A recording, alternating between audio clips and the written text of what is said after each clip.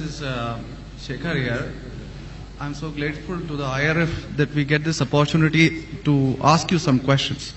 And for the first time I've seen you, and I'm glad that I can ask you a simple question. I am a businessman, and one of my only hobby is studying religions. So one of them obviously being the Quran. So my question is fairly simple. I really liked what you spoke about Aisha. That was a very wonderful thing that you said. So my question is fairly simple. I'll make it very small. But I really hope that I have the opportunity to cross-question you after you answer me on your answer. Thank you. So we see in Muslim book number 4, number 2127, wherein it says, a part of it that is, he stuck me, Aisha, on the chest, which caused me pain. Further down, if you look at Mishkat al-Masabi, volume 2, page number 690, repeated again in Muslim book number 9, number 3506, a part of it, I'll just get to the point, wherein Umar is trying to say to the Prophet, or rather trying to make him laugh. He says, Messenger of God, I wish you had seen the daughter of Kharija, where she asked me for extra money, and I got up and slapped her on the neck.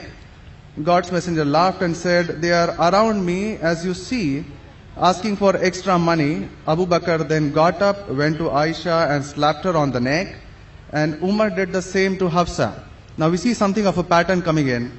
Then if we just jump to Quran chapter 4, verse 34, and those wives you fear may be rebellious, admonish, banish them to their couches and beat them. Now, as I understand from your talk, that there is equal punishment for both man and woman. I'm not contending whether they should be beaten or not. My point is, what is the right of the woman if the man is wrong? Because he gets to beat her up. Brother asked a very good question, and I give you the right to cross-question me after the answer. It is granted. The brother quoted hadith of Sahih Muslim and Mishkat al-Masabi. Do you know the relationship between Hafsa and Hazrat Umar? Well, I've not really got to the point that much. I'm still studying. Do you know the relationship of Aisha and Abu Bakr?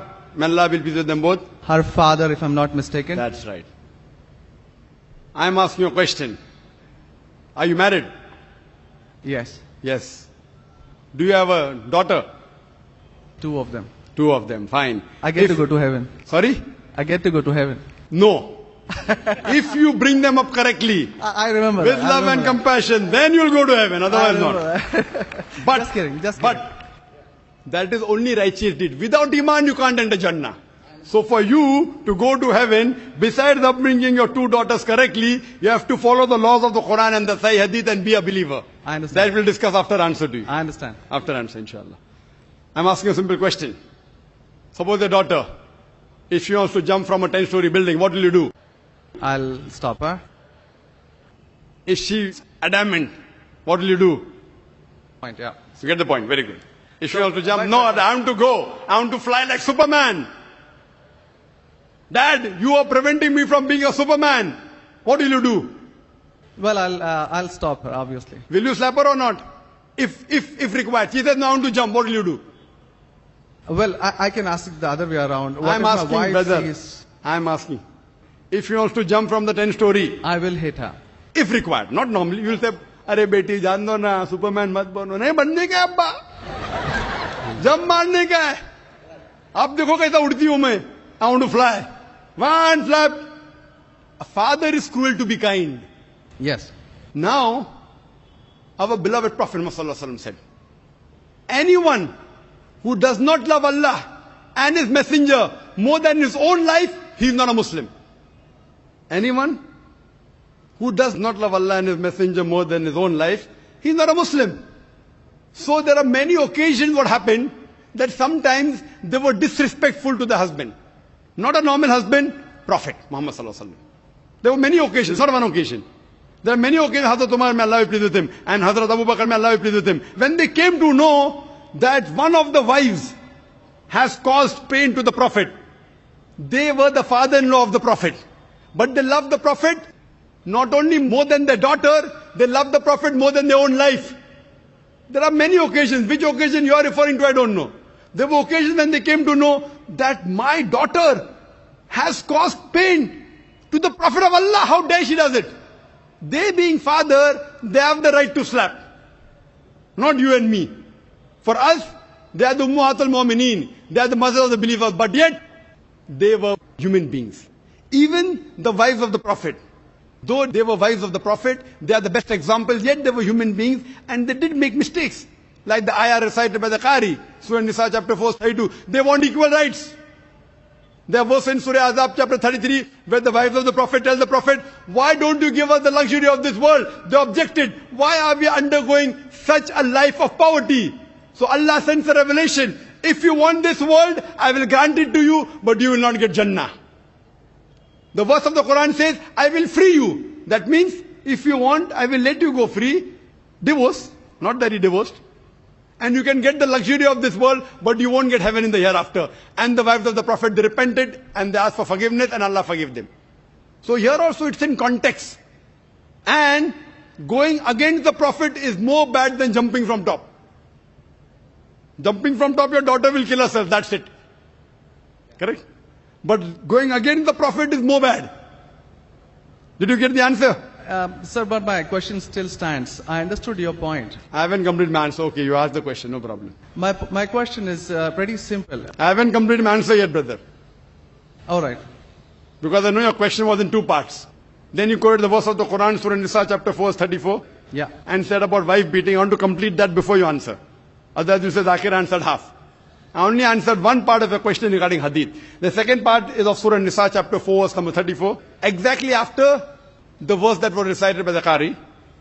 After verse which says, Ar-Rijalu Qawwamuna 'ala an-Nisa, that the men are the protectors of the women. The verse says that if they're disobedient, then don't talk to her. After that, don't share the bed. Then the Arabic word is daraba, means beat her lightly. The Arabic word is beat her lightly, daraba. Ibn Abbas, may Allah be pleased with him, said, when you beat your wife, you should not beat on the face. Point number one. Point number two, when you beat your wife, there should be no mark left on her body. And he gave an example, beating with a miswak. Miswak is toothbrush. In modern way, I will say beating with a handkerchief. Handkerchief. Now if you beat your wife with a handkerchief, it is symbolic. It is not wife bashing. Wife bashing is not allowed in Islam.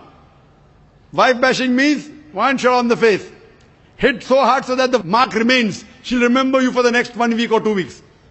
In Islam, wife bashing is prohibited. It is daraba, means beat her lightly. That means first you tell her she's wrong. You admonish her. Don't share the bed with her. Ultimatum. Last warning. Beat her lightly. Now, what I said, for any crime committed, the punishment is same. Punishment is same. Beating lightly is not a punishment, it is a warning. Can you do the opposite? Can the daughter hit the father?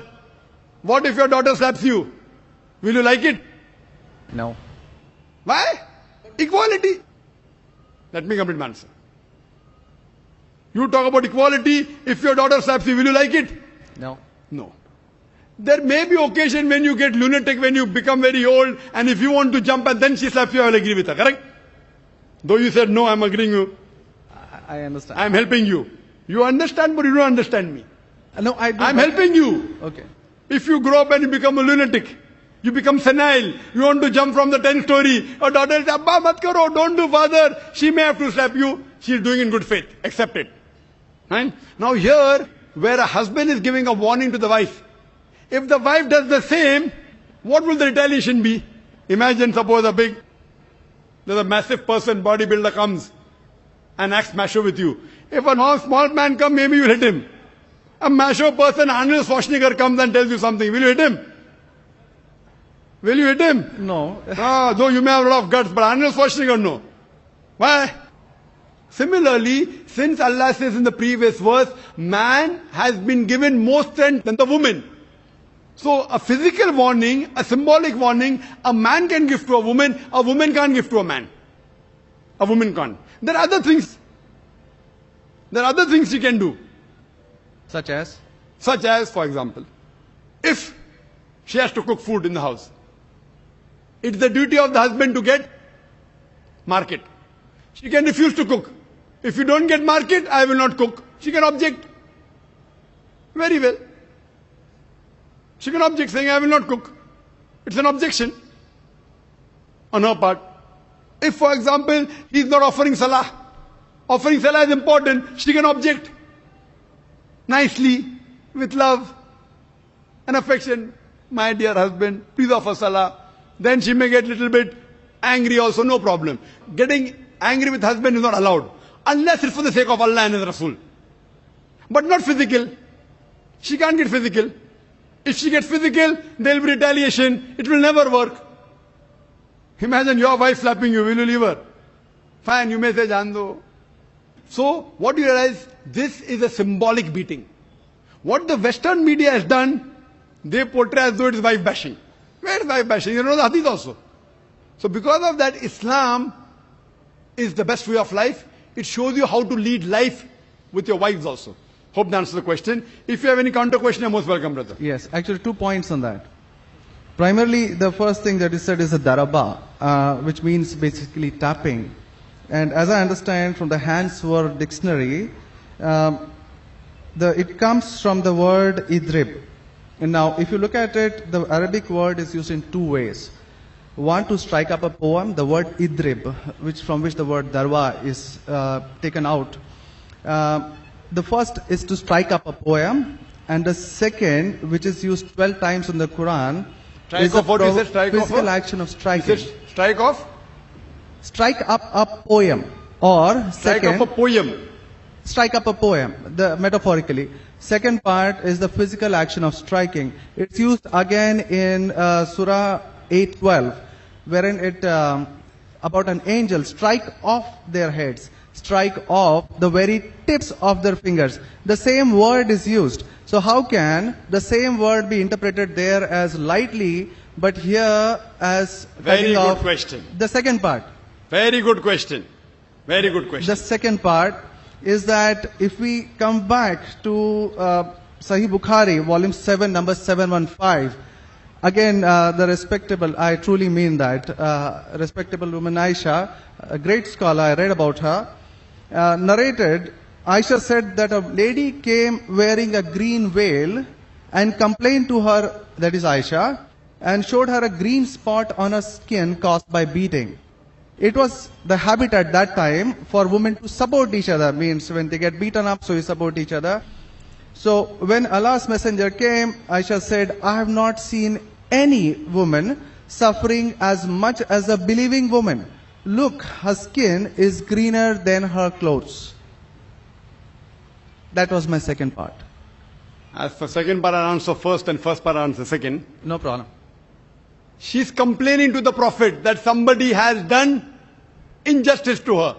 It doesn't end saying the Prophet agreed with it. If someone has done injustice, if we read ahead in some other hadith, the Prophet may have done justice to her. It doesn't say that someone beat her and the Prophet agreed with it. Correct? She is just reporting that maybe there is injustice done to a woman. That's it. The moment she's complaining means she's disagreeing with it. She didn't say, Prophet, I heard a very good thing I saw, that the woman was beaten up. The moment she's complaining means the wife, Hazrat Aisha, may Allah be pleased with her, disapproved of it. So the lesson we get from this is, no one should beat the woman such a way that she becomes green. But sir, see, the exact statement she makes is that I have not seen any woman, that's Aisha herself, it's not my interpretation, I have not seen any woman suffering as much as the believing woman. So we see at the time of Muhammad that women were really in very, very bad shape, even though... You know there are hadiths saying, I have not seen a person, a believing person like Hazrat Bilal suffering. What was he suffering from? His master tortured him and said, don't say there's one God and I will leave you. Hazrat Bilal, may Allah be pleased with him, on that death stone, he's agreed to die. He will say, I will not denounce Allah. I will keep on saying, La ilaha illallah Muhammad Rasulullah. There is no God but Allah and Prophet Muhammad is a messenger. He's taking the pain. That means if I say Hazrat Bilal is a believer who is being tortured, that does not mean that what act that being done on Hazrat Bilal, may Allah be pleased with him, is right. It is wrong. but he's a believer who's taking the pain. In this context, we have to see the context and go to the Shara. You have to see Fath al-Bari, and what was the woman? What was she? Who tortured her? Was it the master? Was she a slave woman? You have to go to the Shara. I'm not a muhaddith. I'm telling you what the answer can be. You have to go to the Shara and find out. Why was she? Who hit her? Who beat her? Did the husband do? Was the husband a believer? There are 10,000 reasons. But Just because... excuse me, in Mishkat al-Masabi, Brother Shekhar, volume 2. Brother Shekhar, Yes. what I would like you to do, there are so many people waiting at all the mics.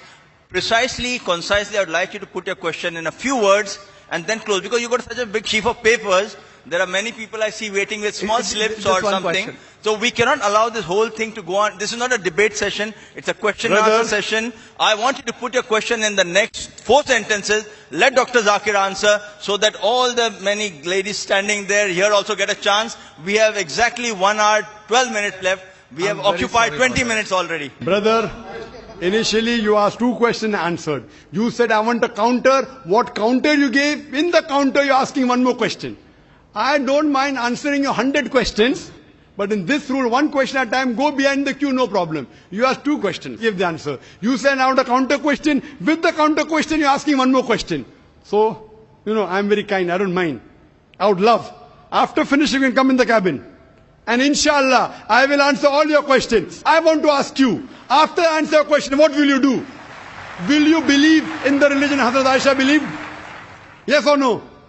I yet have to answer your counter question. Well, it's not just this 1 point. There are many, many more. I'll answer inshallah all. How many are there? 10, 20, 50, 100? How many? Well, we can sit on that. How many approximately? Well, there are many more. I have not How really many? counted 10, 20, 100, 1,000, 10,000? How many do you have now in your mind? them. Well, I do have. How many? 10, 20, 30? How many? Yeah, probably quite a few. Maybe, Quite a few is how much? 5 or 10? Approximately. I don't know, maybe 100 questions. 100 questions we have? Brother, after this session is over, we sit together. Okay? Write down all the 100 questions. Inshallah. Inshallah. I will try and answer everyone. Okay? I request you.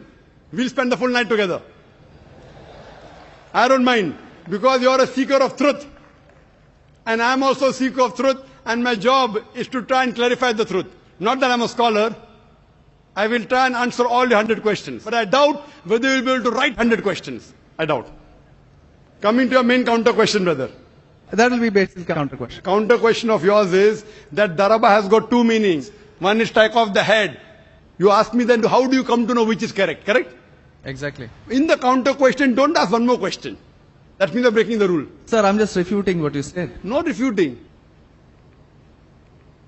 See, you asked a counter question. Counter question was of daraba has got meaning of striking. That is the counter question. In that counter question, you asked 1 more question. You can't ask 1 more question in a counter question. You can ask 1 counter question, but that was a fresh question that you asked.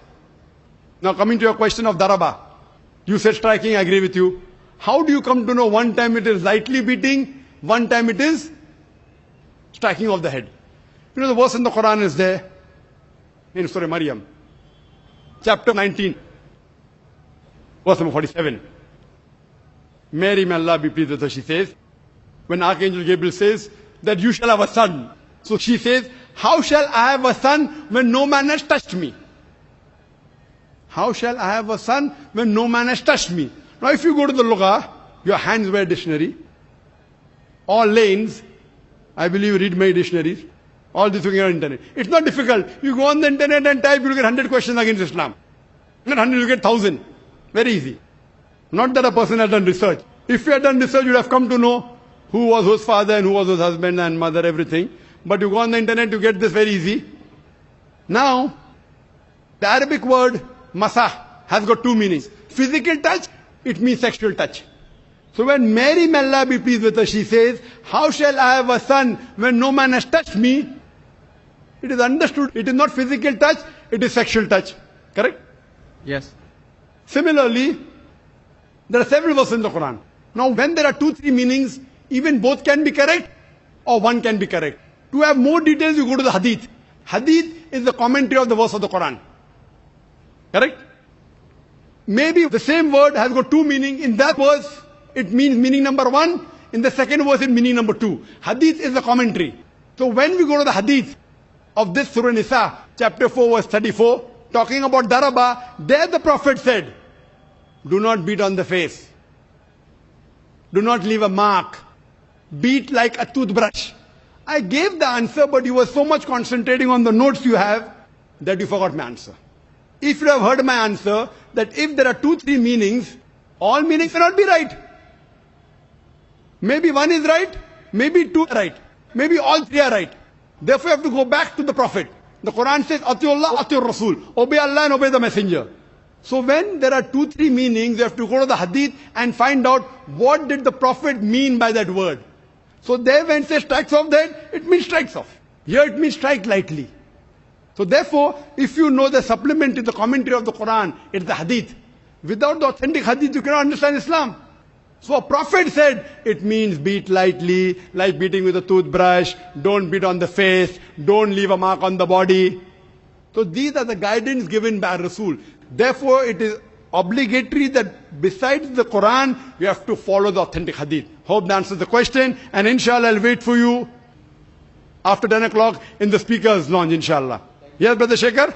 Thank you. And since you have 2 daughters, you said you have 2 daughters and you want, sorry? And 1 son. The son, there's no hadith saying the son will take you to Jannah here. Yeah. If he becomes the pious son, and if he prays for you, inshallah even he will be a pathway to Jannah. What I want to see to it that besides good deeds, you even have faith. Faith is one of the important criteria to go to Jannah. And since you have an urge to go to Jannah, to paradise, inshallah I pray to Allah subhanahu wa ta'ala, may He make me the zarya, the pathway to take you to Jannah inshallah.